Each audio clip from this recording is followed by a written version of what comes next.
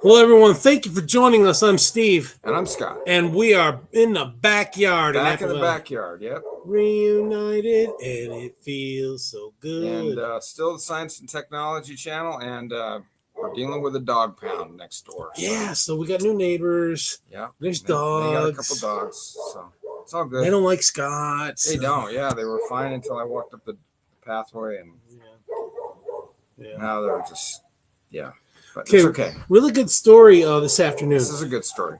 MIT engineers have created an atmospheric water harvester that can generate fresh water in any location, including extreme environments like Death Valley, California. Fascinating.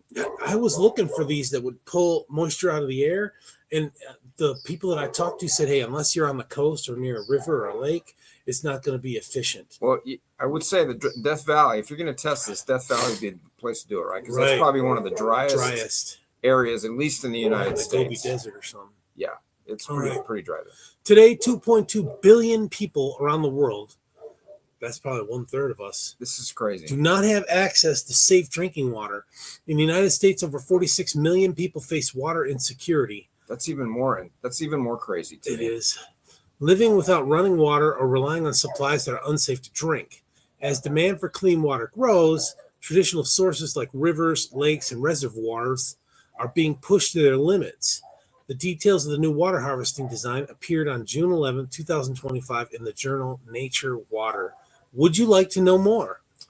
To help address this challenge, MIT engineers are exploring an alternative source, the air.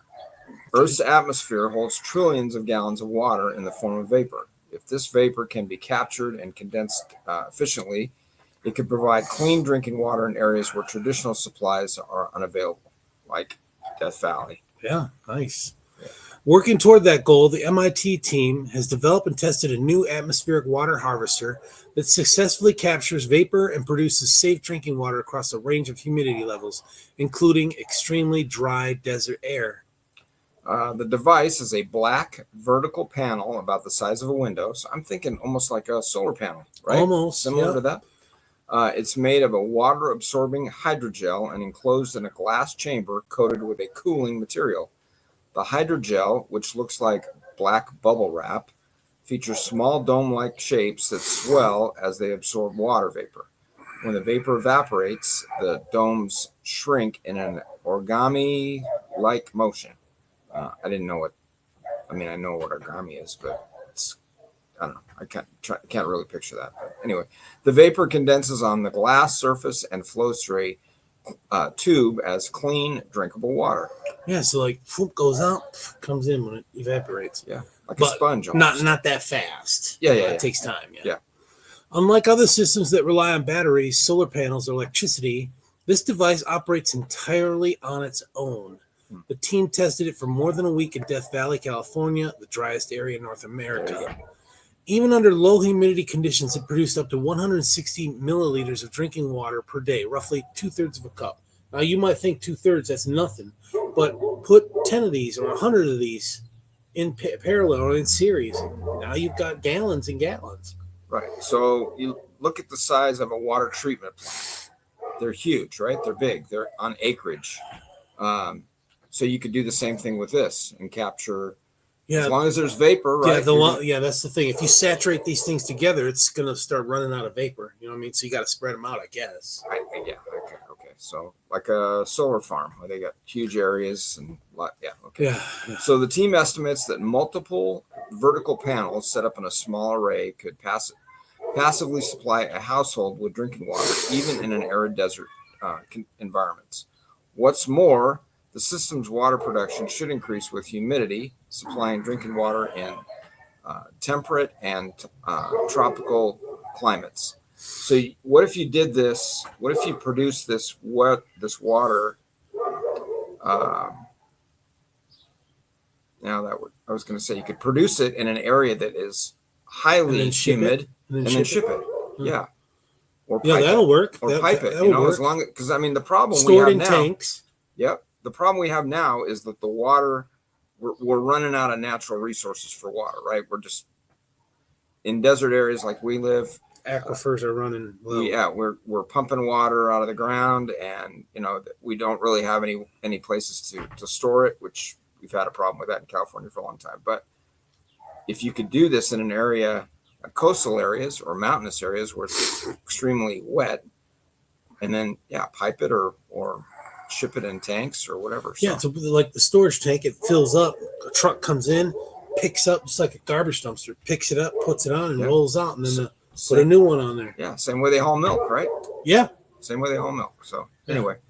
Quote, we have built a meter scale device that we hope to deploy in resource limited regions where even a solar cell is not very accessible, says Juanhe Zhao, the UNCAS and Helen Whitaker Professor of Mechanical Engineering and Civil Environmental Engineering at MIT.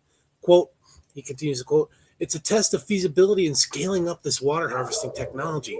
Now people can build it even larger or make it into parallel panels to supply drinking water to people and achieve real impact. The study's lead author is former MIT postdoc Will Chang Liu, who is currently an assistant professor at the National University of Singapore.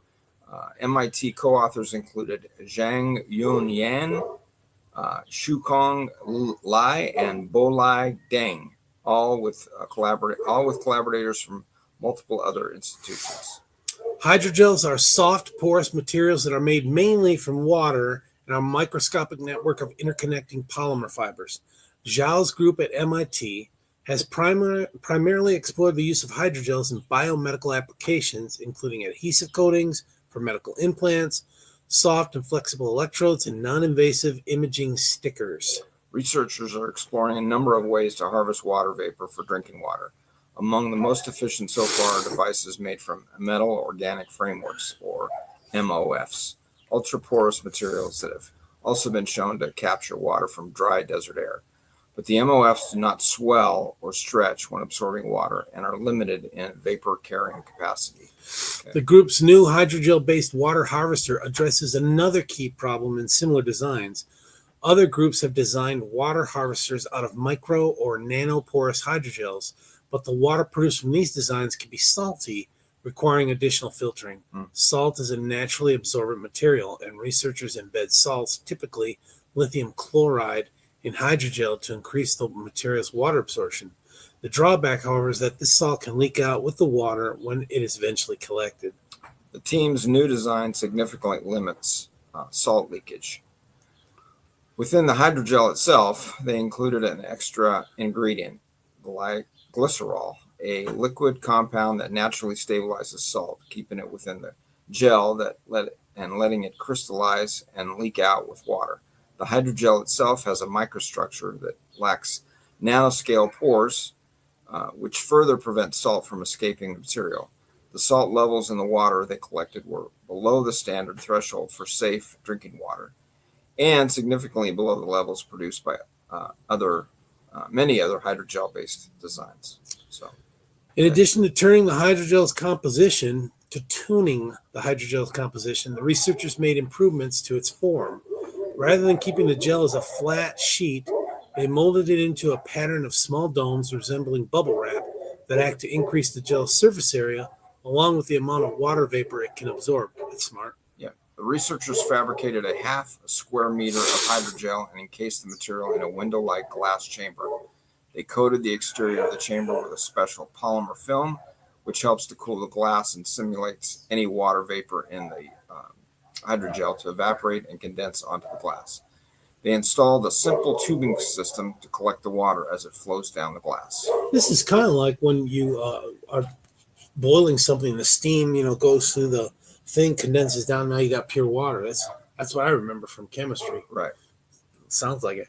In November 2023, the team traveled to Death Valley, California, and set up the device as a vertical panel. Over 7 days, they took measurements as the hydrogel absorbed water vapor during the night, the time of day when water vapor in the desert is highest.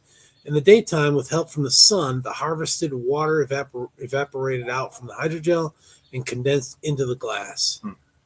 Over this period, the device worked across a range of humidities from 21 to 88% and produced between 57 and 161.5 milliliters of drinking water per day.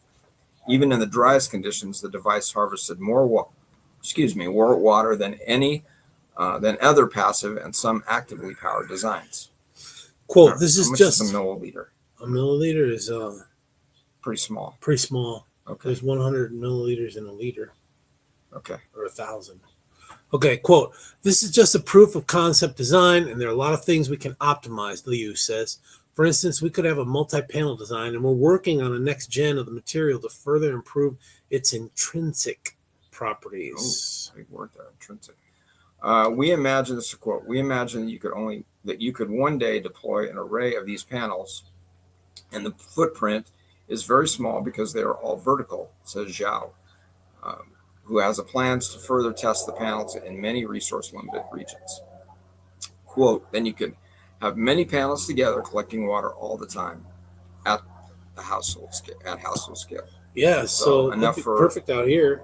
Yeah, so Liberty you got Utilities an array. is expensive. Yeah, you got an array of water or solar panels in your backyard, and now you're gonna have an array of hydrogel panels.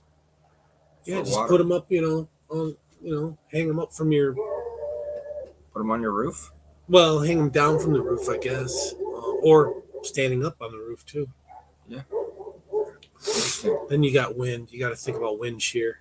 I'm thinking about maybe one for a neighborhood or a tract or something where you could supply the whole tract with this water. It'd be like a RO system for a whole bunch of homes. RO, reverse osmosis, is a real slow process for filtering water. Yeah. But if it's doing it all the time, you're not using water all the time. You could use unfiltered water or water for irrigation. Of course, if you're living in an arid area, they don't encourage you to have a whole lot of landscape and stuff. So, Yeah. But anyway, this sounds cool. Sounds promising. Yep. Thanks for joining us, folks. We'll Take care, catch you on everyone. the next one. Thank you.